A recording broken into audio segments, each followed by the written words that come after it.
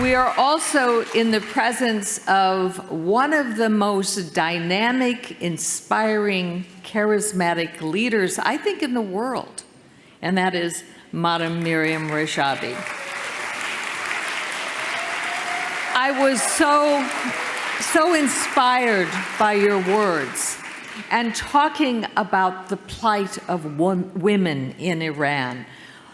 Because in Iran, it is not just the case that women's everyday lives are affected by their sex. It is not just that they have to cover their hair, that they cannot go out in public unless they are accompanied by men, that they cannot have the same rights in the court, but that their very lives are at risk. And I think, Madam Rajavi, when you talk about the women of Iran who have literally given their lives for freedom.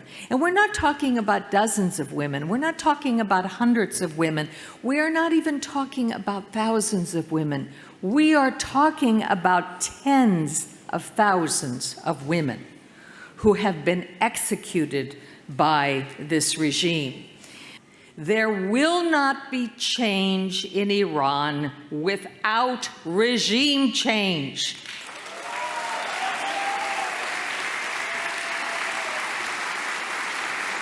And this affects not just the women of Iran, not even the women and men of Iran. It affects the entire world. Again, if you listen to so-called experts, they'll tell you, well, you know, Iran is not really ready for regime change. Maybe the people don't want it bad enough. There really isn't an organized force that can bring about regime change. Well, apparently they have never been to an NCRI meeting or seen the members of the PMOI, because they are ready to be able to execute that kind of regime change. And oh, by the way, they have no support in Iran whatsoever. I'm constantly being told that. There's no support for the PMOI in Iran. And I always find that very strange because, you know, when I come to the conferences, often there are satellite views of people in the streets of cities in Iran. There are hundreds, thousands of people. And the movement has, over the last year, begun to attract more people.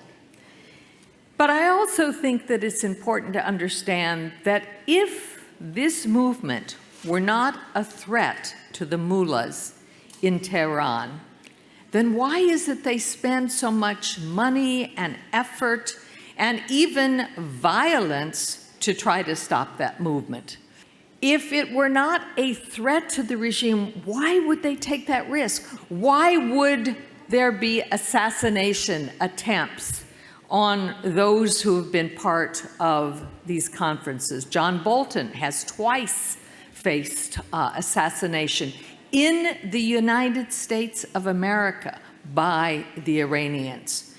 We have seen just this last year the tragic shooting of Mr. Vidal Quadras, who is a good friend of this movement. So I say to you, thank you for being here. Thank you for showing your support. Her 10-point plan for the people of Iran would, in fact, give that very separation of church and state that we heard about from the former head of the government in Ecuador. These are the kinds of things we have heard about for years. The plan to separate church and state, the plan to give women and men equal rights, but most importantly, to give the people of Iran the chance to choose their own leader.